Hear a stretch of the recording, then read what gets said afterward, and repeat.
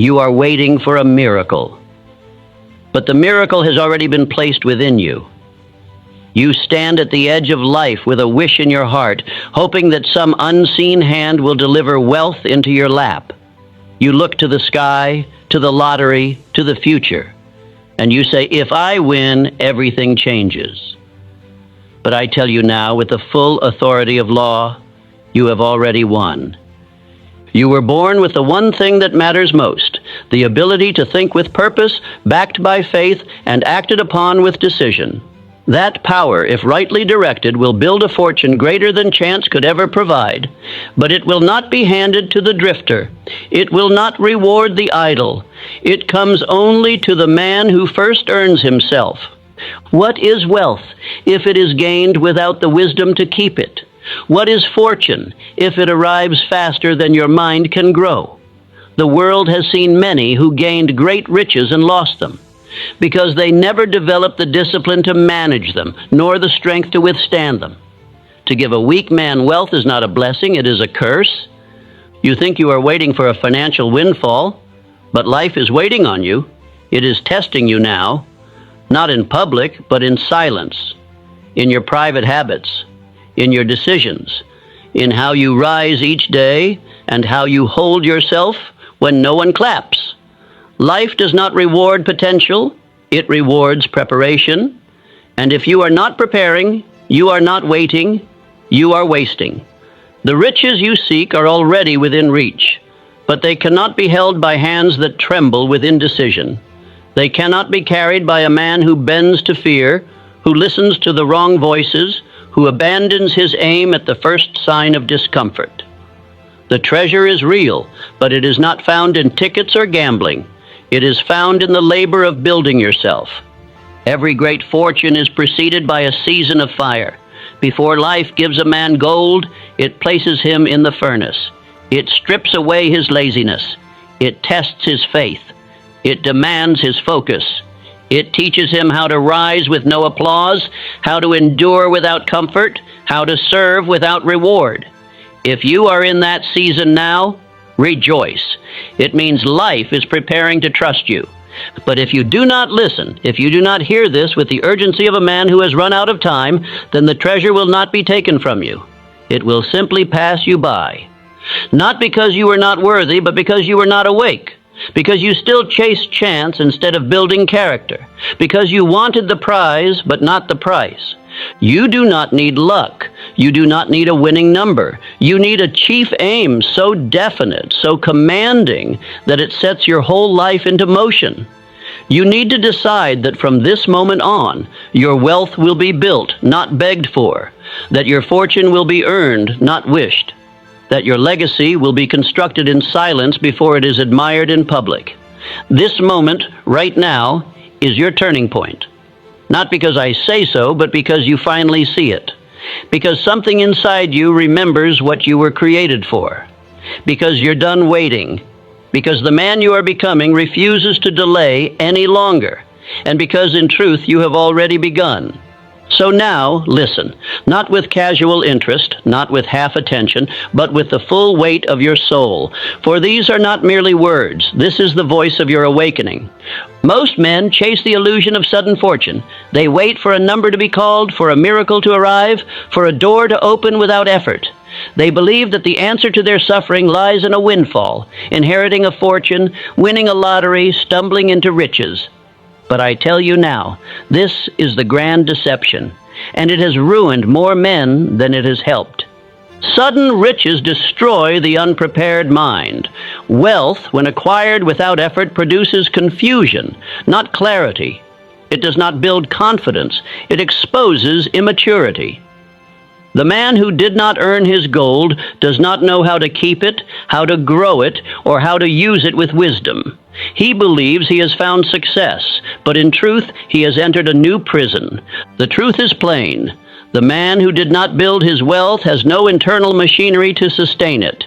He lacks the habits. He lacks the structure. He lacks the identity of a rich man. And so the wealth, like water poured into a cracked vessel, escapes him. This is not misfortune, it is law.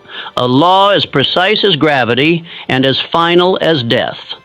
You must understand this. What comes without growth leaves without mercy.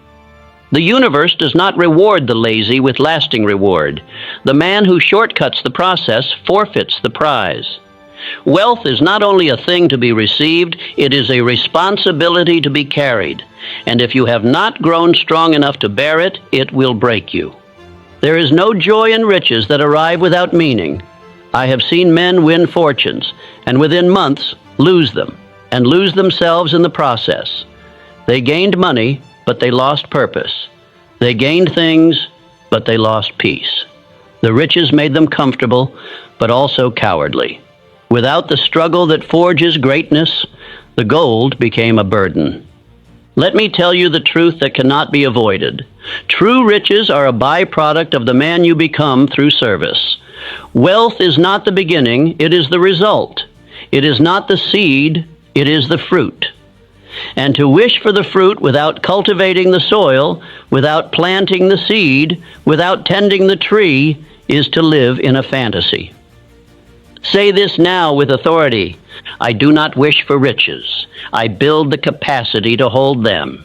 That is the mind of the successful. That is the thinking of men like Carnegie, Edison, Rockefeller, and Ford. They did not wait for chance to favor them. They became so useful, so focused, so definite in their service, that riches were drawn to them like iron to the magnet. They became men of value, and value never begs for attention. I once observed a man who received $1 million overnight. He bought every luxury his heart had once desired. He surrounded himself with false friends, foolish pleasures, and hollow praise. Within a year, the money was gone.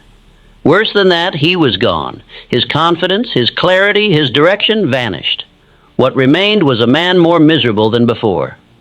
Why? Because he never developed the discipline to create wealth, because he never cultivated the mind to preserve it, because he mistook a gift for greatness. He thought the money made him rich, but riches are not in your hand. They are in your mind, your habits, your character. Without these, no dollar will stay. You must now embrace this truth. There is no joy in unearned success. There is only confusion, weakness, and eventual ruin. Happiness is not found in receiving wealth. It is found in knowing you built it, in knowing that every dollar reflects your discipline, that every asset mirrors your growth, that your fortune is not a fluke, but a reflection. This is why the man who builds his wealth step by step walks taller. He fears no loss, because he has gained the power to rebuild. He worries not about theft, because his true treasure is internal. His riches are not in his bank. They are in his mind. And that mind was forged not by chance, but by definite decision, service, and persistence. Now, if you've been waiting for a miracle, you are the miracle.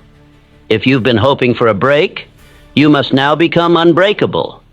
If you have been believing that wealth is somewhere out there, you must now understand it begins in here, in your choices, in your thoughts, in your character. So I tell you, stop looking for a shortcut. Stop waiting for the door to open by itself. Begin building the wealth that remains. Build it in your thinking. Build it in your speech. Build it in your habits. Build it in your service. Build it in your daily action, done without applause, done without reward, done without delay. You do not want sudden riches. You want earned wealth. You want the kind of riches that come with joy, because you know they came from purpose. You want the kind of fortune that no man can take from you, because you did not receive it by accident. You built it by law. This is the beginning of true wealth. And it starts the moment you decide to become the man who attracts it. You believe you are poor because you cannot see the gold. You say, if I had more money, I would do more with my life. But I tell you now, you already possess the seed of every fortune you will ever require. You are not empty. You were not born lacking. You carry within you the most valuable asset in the world, the power to think with definite purpose.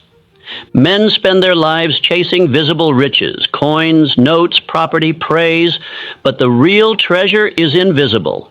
It cannot be stolen. It cannot be taxed. It cannot be lost. And it cannot be given. It must be developed. That treasure is your mind. And when it is disciplined, focused, and charged with faith, it becomes the factory of wealth. Do not tell me you are poor. You are not poor. You are unfocused.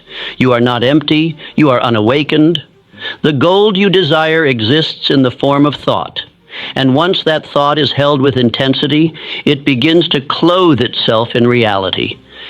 If you can hold a clear picture in your mind and move toward it daily, you have wealth already. This is no dream.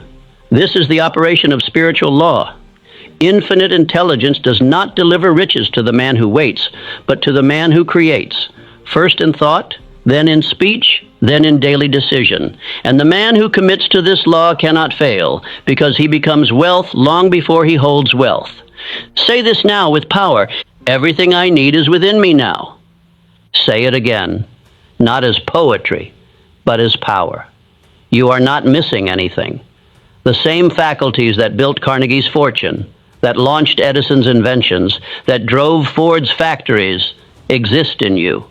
Not in potential, but in actuality. The only question is, will you activate them? Henry Ford did not wait for the world to grant him approval. He began with belief, and the belief created the machine.